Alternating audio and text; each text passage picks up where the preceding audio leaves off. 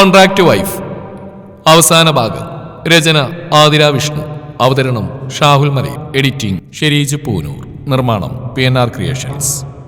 അരണ്ട മഞ്ഞ വെളിച്ചത്തിൽ വീണ്ടും വീണ്ടും തന്നിൽ പടർന്നു കയറുന്നവനെ പീലി ഭ്രാന്തമായി അടക്കി പിടിച്ചു. ഒരു രാവ് ഇരുട്ടി വെളുത്ത് തുടങ്ങിയിട്ടുണ്ട്. അവൻ ആഗ്രഹിച്ച പോലെ സെക്കൻഡ് റൗണ്ട് ഹണിമൂൺ. കുഞ്ഞനിന്ന് ചിറ്റുവിൻ്റെയും സേവിപ്പയുടെയും കൂടെയാണ് ഉറങ്ങുന്നതെന്ന് പറഞ്ഞ് പോയതാണ്. തനിച്ചായ നിമിഷം മുതൽ പീലി അവളുടെ മഹിയേട്ടം സ്നേഹിച്ചു തുടങ്ങിയതാണ്. ഓരോ തവണ അവൾ തളർന്നു പോകുമ്പോഴും ഒരിക്കൽ കൂടി അവൾ അറിഞ്ഞുകൊണ്ട് അവൻ അകന്നു മാറി. പീലിയെ എടുത്ത് നെഞ്ചിലേക്ക് കയറ്റി കിടത്തുന്നതിനൊപ്പം ടേബിളിരുന്ന മെഡിസിനും വെള്ളത്തിന്റെ ബോട്ടിലും എടുത്ത് അവൾക്ക് നേരെ നീട്ടി. പീലിയുടെ മുഖം ചുളിഞ്ഞു. വേണോ മയ്യേട്ടാ? വൈകാ. ദുഷ്ടനാ, എൻ്റെ ഏറ്റവും വലിയ സ്വപ്നമായിരുന്നു. മെഡിസിൻ വാങ്ങിച്ച് കഴിക്കുന്നതിനിടെ പീലി പരിഭവത്തോടെ പറഞ്ഞു. ദക്ഷിന്റെ മുഖത്ത് ഗൗരവമാണ്. അവൾ മെഡിസിൻ കഴിക്കുന്നതിൽ മാത്രമാണ് ശ്രദ്ധ. ആ കാര്യത്തിൽ കള്ളത്തിനും കാണിക്കാൻ പീലിക്ക് കഴിയില്ല. മോനിപ്പോൾ 3 വയസ്സായി. അവന് കൂട്ടിനൊരാൾ കൂടിയൊക്കെ ആവാം. നമ്മുടെ മോന്റെ ജനം നിനക്ക് ഓർമ്മയുണ്ടാവുക. പീലി പറഞ്ഞതിന് മറുപടി അറിയാതെ മറ്റൊരു ചോദ്യത്തോടെ ദക്ഷ അവളുടെ മുഖത്തേക്ക് നോക്കി. പീലി ഉണ്ടെന്ന പോലെ തലയാട്ടി. ഞാൻ ഏറ്റവും കൂടുതൽ ഭയന്നു പോയ, അതുപോലെ സന്തോഷിച്ച ദിവസം. ഇനി അതിൻ്റെ റിപ്പീറ്റേഷൻ വേണ്ട വൈക. അവളുടെ നെറുകയിൽ ചുണ്ടുകൾ അമർത്തിയാൻ ഉറപ്പോടെ പറഞ്ഞതും പീലി പിന്നെ എതിർത്തില്ല. അന്ന് ആ നിമിഷം അവൻ അനുഭവിച്ചത് ചുരുങ്ങിയ വാക്കുകൾ കൊണ്ട് അവൾക്ക് പറഞ്ഞു കൊടുത്തതാണ്. പീലി ചിരിയോടെ കണ്ണുകളടച്ച് കഴുത്തിൽ മുഖമമർത്തി കിടന്നു. അമ്മയുടെ കണ്ണം വരുന്നില്ലെന്ന് ഉറപ്പാണോടാ? നമുക്ക് അമ്പൂറ്റിയെ തൊഴുത് പ്രസാദമൊക്കെ വാങ്ങിച്ചു തരാന്നേ. എനിക്ക് അമ്പൂറ്റിയെ എൻ്റെ അമ്മ, ഞാൻ പപ്പീര് കൂടി ഇന്നോല. പെണ്ണുങ്ങൾ 3 ക്ഷേത്രത്തിൽ പോകാൻ ഒരുങ്ങി ഇറങ്ങിയതാണ്. ഒപ്പം വീരവും ധീരവും ഉണ്ട്. ജൂനിയറിനെ എത്ര വിളിച്ചിട്ട് ഒപ്പം വരാൻ കൂട്ടാക്കാതെ റൂബിക്സ് ക്യൂബിൽ പണിയുകയാണ് ചെക്കൻ. ദേ വീരവും ധീരമൊക്കെ വരുന്നുണ്ടല്ലോ, അമ്മയുടെ മുത്തും വാന്നേ. പീലി ആവുന്നത്ര കൊഞ്ചിച്ച് വിളിച്ചിട്ടും കുഞ്ഞന്റെ ആറ്റിറ്റ്യൂഡിന് പ്രത്യേകിച്ച് മാറ്റമൊന്നുമില്ല. സോഫയിൽ കണ്ണുകളടച്ച് ചാരിക്കിടന്ന് കാൽ ചൂട്ടിലിരിക്കുന്ന ജയുടെ തലയിൽ തലോടിക്കൊണ്ടിരിക്കുന്ന ദക്ഷിന്റെ മുഖത്തേക്ക് അവൾ ദയനീയമായി നോക്കി. പീലി ആവുന്നത്ര ഭക്തിയുടെ മാർഗത്തിൽ ജൂനിയറെ കൊണ്ടുവരാൻ നോക്കിയിട്ടും ഇന്നോളത് വിജയിച്ചിട്ടില്ല. നീ വാടി, നിന്നോട് മുമ്പ് പറഞ്ഞ് എനിക്ക് ഇപ്പോഴും പറയാനുള്ളൂ. മത്തം കുത്തിയ കുമ്പളം മുളക്കില്ല. അവനെ ദക്ഷയായിട്ട് നോക്കിക്കോളും.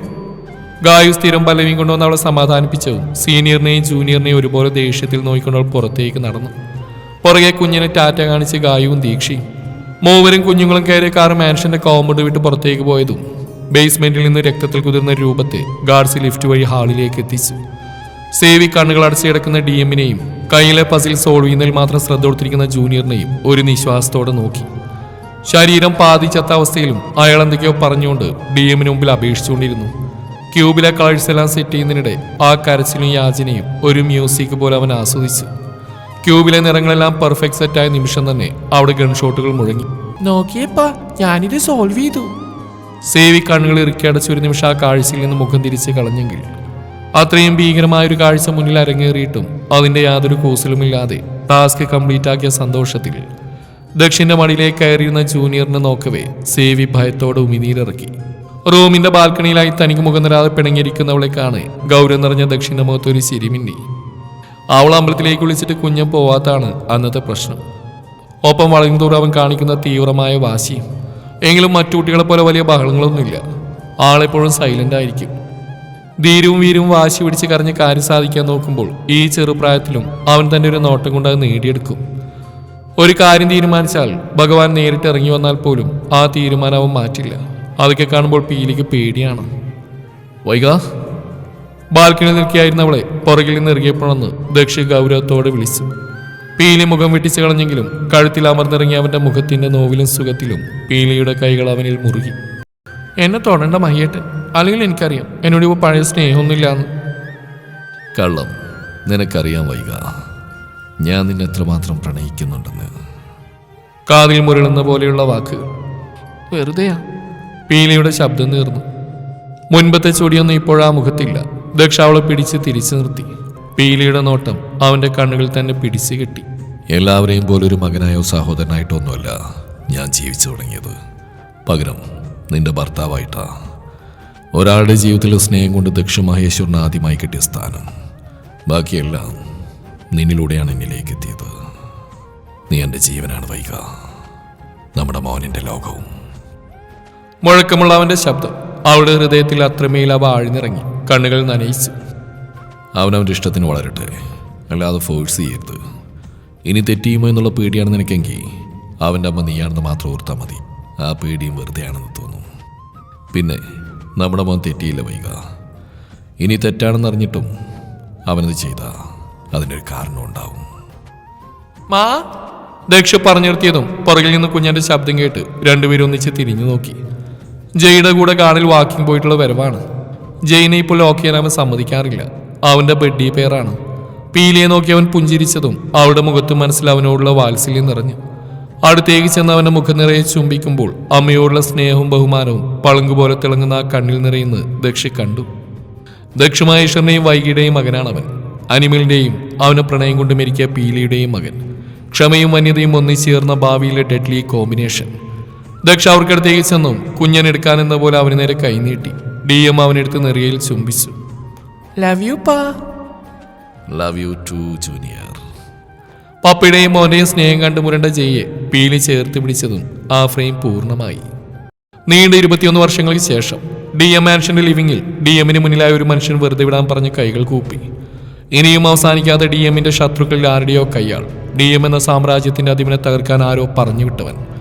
വേഷം മാറി മാൻഷനകത്ത് കയറിയത് അയാൾക്ക് ഓർമ്മയുള്ളൂ. കയ്യിലെ ആയുധങ്ങളൊക്കെ അവർ പിടിച്ചെടുത്തു. പ്ലീസ് സർ, വെറുതെ വിടണം സർ. ആദ്യം ഹിന്ദിയിൽ സംസാരിച്ചു തുടങ്ങിയ അയാൾ മലയാളം പറയുന്ന കേട്ടതും സേവിയും വിഷ്ണുവും ഞെട്ടലോടെ അതിലേറെ അത്ഭുതത്തോടെ അവനെ നോക്കി. ശേഷം DMനെയും. പതിവിരുത്തമാണ് അവിടെ. പ്രായത്തിന്റെ അവശതകൾ ഏതുമില്ലാത്ത, ജരാനരകൾ ബാധിക്കാത്ത അവരുടെ ഉടയം. വർഷങ്ങൾ എത്ര കഴിഞ്ഞാലും മരണം തേടിയെത്തും വരെയും സിംഹമെന്നും സിംഹം തന്നെയാണ്. കാലൻ പാശത്തെ കൈക്കുള്ളിൽ കൊണ്ടുനടക്കുന്ന പോലെ ദക്ഷിന്റെ കാൽച്ചൂട്ടിൽ തന്നെ ജയ്യുമുണ്ട്. ഒരബദ്ധം പറ്റിപ്പോയതാ സാറേ, ഇനി ആവർത്തിക്കില്ല സാർ, പ്ലീസ് വെറുതെ വിടണം. ചുറ്റും നിറഞ്ഞു നിൽക്കുന്ന മരണത്തിന്റെ കടുത്ത നിശബ്ദതയിൽ വീണ്ടും വീണ്ടും പുലമ്പിക്കൊണ്ടിരുന്ന അയാളുടെ കരച്ചിലും ഞരക്കങ്ങളും മാത്രം അവിടെ ഉയർന്നു കേട്ടു. Please sir. ഒരിക്കൽ കൂടി അയാൾ കരഞ്ഞ് കൈകൂപ്പിയതും തൊട്ടടുത്ത നിമിഷം ഒരു ഗൺഷോട്ട് അവിടെ മുഴങ്ങി കേട്ടു. ഒപ്പം വലത് കണ്ണ് തുളച്ചു കയറിയ ബുള്ളറ്റോടെ അയാൾ പുറകിലേക്ക് മറന്നടിച്ച് വീണു. കണ്ണുകൾ അടച്ചു കിടന്ന ദക്ഷിന്റെ ചുണ്ടിലൊരു ചിരി വിരിഞ്ഞു. ജയ് തന്റെ ഉടലൊന്ന് കുടഞ്ഞ് എഴുന്നേറ്റ് നിന്നു. ചുറ്റും നിൽക്കുന്ന ഗാർഡ്സ് ഭയത്തോടെ തലകുനിച്ചതും വിഷ്ണുവും സേവി അങ്ങേയറ്റം ദയനീയമായി പരസ്പരം ഒന്ന് നോക്കി. പിന്നെ സ്റ്റെയർ ഇറങ്ങി വരുന്നവനെയും. ബ്ലാക്ക് കളർ ടീഷർട്ടും വൈറ്റ് ജോഗേഴ്സുമായിരുന്നു അവന്റെ വേഷം. ഫിറ്റ്നസ് ഫ്രീക്കായവന്റെ നന്നേ വെളുത്ത ശരീരം ആ നിറത്തിൽ കൂടുതൽ എടുത്തു കാണിച്ചു. കയ്യിലെ ഗൺ ടീഷർട്ടിന് പുറകിൽ അരയിലായി വെച്ചു. നെറ്റിയിലേക്ക് വീണ് കിടക്കുന്ന മുടിയകൾ കൈവച്ചൊന്ന് ഒതുക്കി. സ്റ്റെയർ ഇറങ്ങി വരുന്നവന്റെ ശരീരം വല്ലാത്തൊരു ഭംഗിയിൽ വശ്യമായി സ്ട്രെസ് ചെയ്യുന്നുണ്ടായിരുന്നു. ഒരാളെ നിഷ്കരണം കൊന്നളിയന്റെ കുറ്റബോധ ലെവലേഷൻ തൊട്ട് തീണ്ടിയിട്ടില്ലാത്തവന്റെ മുഖഭാവം എപ്പോഴത്തെയും പോലെ സേവിയെയും വിഷ്ണുവിനെയും പേടിപ്പെടുത്തുന്നതിനോടൊപ്പം വേദനിപ്പിക്കുകയും ചെയ്തു. അവരുടെ കുഞ്ഞിക്കണ്ണനായിരുന്നവനാണ് വളരും തോറും അവന്റെ പപ്പ ചിന്തിക്കും മുമ്പ് പ്രവർത്തിക്കുന്നവനായി തീർന്നത്. സോറിപ്പാ, ആ സൗണ്ട് എനിക്ക് ഭയങ്കര നോയിസൻസ് ആയി തോന്നി. നന്നേ മുഴക്കമുള്ള അവന്റെ ശബ്ദം. എത്ര നിസ്സാരമായിട്ടാണ് അവൻ തന്റെ ഭാഗം പറഞ്ഞതെന്നാണ് ചുറ്റും നിൽക്കുന്നവർ ചിന്തിച്ച്. ദക്ഷ അപ്പോഴും മൗനമായിരുന്നതേ ഉള്ളൂ. ആ മൗനം തന്നെയാണ് അവനുള്ള അനുവാദം. ഏയ് ജയ്, നമുക്കൊരു വോക്ക് പോയിട്ട് വന്നാലോ? തന്നെ കണ്ട് എഴുന്നേറ്റ് സ്റ്റഡിയായി നിൽക്കുന്നതിന് മുമ്പിൽ മുട്ടുകുത്തി അവന്റെ മുഖം കയ്യിലെടുത്തവൻ ചോദിച്ചു. മറുപടിയായി ജയ് ഒന്ന് മുരണ്ടു. കം. മറ്റാരെയും നോക്കാതെ ജയ്യെ വിളിച്ച് മുന്നോട്ട് നടന്നു. ജയ് അവന് പുറകെ നടന്നു. 1-2 ചുവട് വെച്ചതിന് ശേഷം പൊടുന്നനെ ജയ്യോ നിന്നു. പിന്നെ തിരിഞ്ഞു നോക്കി. ദക്ഷ കണ്ണുകൾ കൊണ്ട് അവൻ അനുവാദം കൊടുത്തു. തന്റെ ഉടയവന്റെ പെർമിഷൻ കിട്ടിയതും അതിനും മുരണ്ടുകൊണ്ട് ജയ് ജൂനിയറിനെ അനുഗമിച്ചു. ഇതിനൊക്കെ എന്ത് പറയാനായെന്ന മട്ടിൽ ആളിയന്മാർ രണ്ടവരുടെ DMനെ നോക്കി നിന്നു. അവിടെ നടന്നൊന്നും പീലി കണ്ടിട്ടില്ല. വ്യോം രക്ഷമായ സിംഹയുടെ ഇങ്ങനൊരു മുഖം അവൾക്ക് അറിയുകയുമില്ല. അറിയിക്കാൻ DM അനുവദിക്കുകയുമില്ല. പിള്ളേര് 3 ഇതുവരെ വിളിച്ചില്ലല്ലോ കായച്ചി. ഞാൻ അപ്പോഴേ പറഞ്ഞ നമ്മുടെ കൺമുമ്പിൽ നിന്ന് മാറ്റിയുള്ള പഠിപ്പൊന്നും വേണ്ടാന്ന്. അല്ലെങ്കിൽ തറവാട്ടിലെ അപ്പച്ചിയുടെ അടുത്തൊന്നും പഠിച്ചാൽ മതിയെന്ന്. അപ്പം അതിനൊന്നും പറ്റില്ല. അവർക്ക് ഫ്രീഡം കൊടുക്കണം, ഒറ്റയ്ക്കൊന്ന് പഠിക്കണം. ഇപ്പം രണ്ടാൾക്കും സമാധാനമായല്ലോ. രാവിലത്തെ കോഫിക്കൊപ്പം പീലിയുടെ വായിലിരിക്കുന്നതെല്ലാം കേട്ട് വയറ് നിറച്ചുകൊണ്ട് ഗായവും ദീക്ഷയും പരസ്പരം നോക്കി. മുകളിലെ കോമൺ ബാൽക്കണിയിലാണ് മൂവരും. ദേഷ്യത്തോടെയും ആകുലതയുടെയും പീലി വീണ്ടും ഫോണിൽ കുത്തി വിളിച്ചുകൊണ്ടിരുന്നു. പീലിമ. ആ റിംഗ് അവസാനിക്കാനായ നിമിഷം അപ്പുറം കോൾ കണക്റ്റായി കൊഞ്ചലോടെയുള്ള ഒരു പെൺസുര അവളെ തേടിയെത്തി. പൊന്നു, എവിടെയായിരുന്നു ഇവരെ? എന്താ കോൾ എടുക്കാൻ താമസിച്ച്? ഇന്നലെ മുതൽ വിളിച്ചിട്ട് കിട്ടിയതുമില്ല. അത്ര നേരം ഉണ്ടായിരുന്ന ടെൻഷൻ വിട്ടൊഴിഞ്ഞ് പീലി ഗൗരവത്തോടെയും അതിലേറെ വാത്സല്യത്തോടെയും ചോദിക്കുന്ന കേട്ടതും ഗായവും ദീക്ഷ അവളെ കൂർപ്പിച്ചു നോക്കി. ഇത്രയും നേരം അവരെ നിർത്തി പൊരിച്ചവളാണ്. സോറി പീലിമ, ഇവിടെ റേഞ്ച് ഇല്ലായിരുന്നു നീ, അതാ. അവരെവിടെ? ഉറക്കുക, രണ്ടാൾക്കും ക്ഷീണം. ഇന്നു മുതൽ ഞങ്ങളുടെ പ്രൊജക്റ്റിന് വേണ്ടിയുള്ള ഡാറ്റാസ് കളക്ട് ചെയ്ത് തുടങ്ങണം. എന്തായാലും ശ്രദ്ധിക്കണം, കൃത്യസമയത്ത് ആഹാരം കഴിക്കണം. വികൃതി ഒന്നും ഒപ്പിക്കരുത്. ആരോടും വഴക്കിന് പോകരുത്. ആമാരോടും പറയണം. ഉത്തരവ് പോലെ. പിന്നെ ഗായുവിനോടും ദിശുമേനോട് ചോദിച്ചെന്ന് പറയണം. ഏട്ടന്മാരോടും പപ്പാസിനോടും ദി ഗ്രേറ്റ് DMനോടും അന്വേഷണം പറയണം. ജയിക്കേണ്ട വക ഒരു ഹായ് മറക്കല്ലേ. കോള് വെക്കുന്നതിന് മുമ്പേ ഉറക്കി വിളിച്ച് പറയുന്നവൾ മൂവരുടെയും ചുണ്ടിൽ ഒരു ചിരി വിളർത്തി. ഗായുവിന് രണ്ടാമത് ജനിച്ച ട്വിൻസായിരുന്നു. ഭദ്ര എന്ന പൊന്നുവും ഭൈരവ് എന്ന പാച്ചുവും. രണ്ടിനും തുണയായി ഇനി ഒരാൾ കൂടിയുണ്ട്. വിഷ്ണുവിന്റെയും ദീക്ഷയുടെ രണ്ടാമത്തെ മകൻ ദൈവിക് എന്ന ദശു. മൂന്നും +2 കഴിഞ്ഞ് ഡിഗ്രി ചെയ്യാൻ നേരെ കേരളത്തിലേക്കാണ് പോയത്. പറഞ്ഞുവിടാൻ പീരിക്കൊട്ടും ആഗ്രഹം ഉണ്ടായിരുന്നില്ല. പക്ഷേ വെക്കേഷൻ തറവാട്ടിലൊക്കെ പോയി നിന്ന് കണ്ട് അവിടുത്തെ പച്ചപ്പും ഹരിതാപയൊക്കെ ആസ്വദിക്കാനുള്ള മോഹം കൊണ്ടാണ് മൂന്നും കരഞ്ഞു വിളിച്ച് പെട്ടിയും കിടക്കെടുത്ത് നാട്ടിലേക്ക് ഫ്ലൈറ്റ് കയറിയത്. ഇപ്പൊ 3rd ഇയറായി. ഹിസ്റ്ററി ആയിരുന്നു. പ്രൊജക്ടിന്റെ ഭാഗമായി കേരള കർണാടക ബോർഡറിലെ ഏതോ ക്ഷേത്രത്തെക്കുറിച്ചും അവിടെയുള്ള ആളുകളെക്കുറിച്ചും ഒക്കെ പഠിക്കാൻ പോയതാണ് മൂന്നും. ഇപ്പൊ നിനക്ക് സമാധാനമായല്ലോ. എന്തൊക്കെയായിരുന്നു ഇത്ര നേരം ഞങ്ങൾ പറഞ്ഞു? ഇത്രയും തെറി പറയുമ്പോൾ ഞാൻ നിന്റെ ചേച്ചിയും ഇവള് നിന്റെ ഏടത്തിയാണെന്ന് നീ ഓർക്കണമായിരുന്നു. ഓ, അതിനിവിടെ പ്രസക്തിയൊന്നുമില്ല. ആദ്യത്തെ 3 ഇങ്ങനെയൊക്കെ ആയി. ഇനിയുള്ള 3 എനിക്ക് നന്നായിട്ട് എടുക്കണം. ഞങ്ങളുടെ കുഞ്ഞിനെന്താടി ഒരു കുഴപ്പം? ഏയ്, ഒരു കുഴപ്പമില്ല. കൂടുതലങ്ങ് നിഷ്കുവാവല്ലേ. ഞാനൊന്നും അറിയില്ലെന്ന് വിചാരിക്കണ്ട. പീലി രണ്ടിനെയും കടുപ്പിച്ച് നോക്കിയതും വക്കാലത്ത് പറയാൻ വന്ന രണ്ടൊന്ന് പരി പിന്നെ നന്നായിട്ടൊന്ന് വിളിച്ചു കാണിച്ചു. ധീരു, എടാ ധീരു! വീരു വിളിച്ചു പോന്നേട്ടതും മറുപടിയായി റൂമിലെ പൂൾ സൈഡിൽ നിന്ന് ഒരു അശരീരി കേട്ടു. തുറന്നിരിക്കുന്ന ഗ്ലാസ് ഡോർ വഴി വീരു ധൃതിയിലകത്തേക്ക് അവിടേക്ക് കടന്നു. എന്താടാ നീ എന്തെങ്ങനെ അലറിപ്പൊളിക്കുന്നേ? കയ്യിലെ ബോട്ടിൽ നിന്ന് അല്പം കുടിച്ചിറക്കി വെള്ളത്തിലേക്കൊന്ന് മറന്നുകൊണ്ട് ധീരു ചോദിച്ചു. വീരു അവനെ നോക്കി പല്ല് കടിച്ചു. ഫീഡിംഗ് ബോട്ടിൽ നിന്നോടാ നീ കയറി വാടാ. എമർജൻസിയാ. പാച്ചു പൊളിച്ചിരുന്നു. പിള്ളേർക്ക് അവിടെ എന്തോ ഇഷ്യൂ. നമുക്കൊന്ന് പോണം. എന്ത് ഇഷ്യൂ? അത്ര നേരം ചിരിയോടുന്നവരുടെ മുഖത്ത് പൊടുന്നതിന് ഗൗരവം നിറഞ്ഞു. അറിയില്ലടാ, അവരെന്തോ പ്രൊജക്ട് ചെയ്യാൻ പോയതല്ലായിരുന്നോ? എന്തായാലും അവരുടെ ശബ്ദം കേട്ടിട്ട് സംഗതി അല്പം സീരിയസ് ആണെന്നാ തോന്നുന്നത്. നമുക്ക് അങ്കിളിനോട് പറയാം. ഏയ്, ഈ കാര്യത്തിന് അങ്കിൾ എന്തിനാ? നമ്മൾ മതി. അവനെവിടെയാ? ജയുടെ റൂമിലാവും. അവിടെ എക്സാക്ട് ലൊക്കേഷൻ എവിടെയാ? ധീരു അതിന് മറുപടി പറഞ്ഞതിന് മുമ്പേ പുറകിൽ നിന്ന് അവന്റെ ശബ്ദം മുഴങ്ങി. പെട്ടെന്നായത് രണ്ടുപേരും ഞെട്ടി. വിക്കി, സ്ഥലം ചോദിച്ചു നോക്ക്. നമുക്ക് ഇന്ന് തന്നെ പോവാം. അപ്പൊ അങ്കിള്? ഞാൻ പറഞ്ഞോളാം. വ്യോം ഗൗരവത്തോടെ പറഞ്ഞ് തിരിഞ്ഞിറന്നു. രണ്ടുപേരും നിശ്വസിച്ചു. ലിയം, അവരെ തനിച്ചു വിടണോ? എനിക്കെന്തോ. സേവി പറയാമെന്ന് പകുതിയിൽ നിർത്തി. വിഷ്ണുവിന്റെ മുഖത്ത് എന്തിനോ ഒരു ടെൻഷൻ. വ്യോം കേരളത്തിലേക്ക് പോകുന്നെന്ന് കേട്ടപ്പോൾ മുതൽ തുടങ്ങിയ ഭയമാണ് ഇരുവർക്കും. ദക്ഷിന്റെ മുഖത്ത് അപ്പോഴും ശാന്തതയാണ്. ദക്ഷ്, അവൻ എൻ്റെ മകനാണ് വിഷ്ണു. പോയിട്ട് വരട്ടെ. അത്രമാത്രം പറഞ്ഞ് ഡി അവിടുന്ന് തിരിഞ്ഞടക്കുമ്പോഴും വിഷ്ണുവിന്റെയും സേവിയുടെയും മുഖത്തെ ഭയം വിട്ടൊഴിഞ്ഞിരുന്നില്ല. ഇരുവരുടെയും ചിന്തകൾ 26 വർഷം മുമ്പുള്ള ഒരു പകലിലേക്ക് പോയി. ജൂനിയറിനെ കാണാൻ മന്നാടിയാർ മുത്തശ്ശൻ മാൻഷനിലെത്തിയ ദിവസം. കുഞ്ഞിനെ കണ്ട് മടങ്ങും മുമ്പ് അന്ന് DM-നോട് അദ്ദേഹം ആവശ്യപ്പെട്ടൊരു കാര്യം. മഹി, രാമൻ ജോത്സ്യരുടെ കാര്യം നിനക്കറിയാലോ. ഞാൻ കാരണം അദ്ദേഹത്തിന് അങ്ങനെ ഒരു അവസ്ഥ വന്ന്. പീലിമോളുടെ ജാതകം നോക്കാൻ കൊടുത്ത സമയത്താ അദ്ദേഹത്തെ ആരൊക്കെയോ ചേർന്ന്. മുത്തശ്ശൻ ഒരു നിമിഷം മൗനമായി. ഇപ്പോൾ വർഷം 1 കഴിഞ്ഞു. വരുന്ന ശിവരാത്രിക്കെങ്കിലും അദ്ദേഹത്തിന് വേണ്ട കർമ്മങ്ങൾ ചെയ്ത് ബലിയിട്ട് ആ ആത്മാവിന് ശാന്തി നൽകണമെന്ന് അദ്ദേഹത്തിൻ്റെ മക്കൾക്ക് ആഗ്രഹമുണ്ട്. അതിനുവേണ്ടി അസ്ഥികളെങ്കിലും കണ്ടുകിട്ടിയ ആ പെൺകുട്ടിയോടൊന്ന് ചോദിച്ചു നോക്കാമോ? മുത്തശ്ശൻ പറഞ്ഞു നിർത്തിയതും ദക്ഷി സേവിയെ നോക്കി. താഴെയുള്ള ബേസ്മെന്റിലേക്ക് പോകുമ്പോൾ വിഷ്ണു അവർക്കൊപ്പം ഉണ്ടായിരുന്നു. മാസങ്ങളായി ഹൈനെ അവിടെയാണ് പൂട്ടിയിട്ടിരിക്കുന്നത്. വിശന്ന് വലയുമ്പോൾ ജീവൻ നിലനിർത്താനും തൊണ്ട നനക്കാനും മാത്രം ആഹാരവും വെള്ളവും കൊടുത്ത് ഒരു കാരാഗ്രഹത്തിൽ എന്ന പോലെ അവളെ നരകം കാണിക്കുകയാണ്.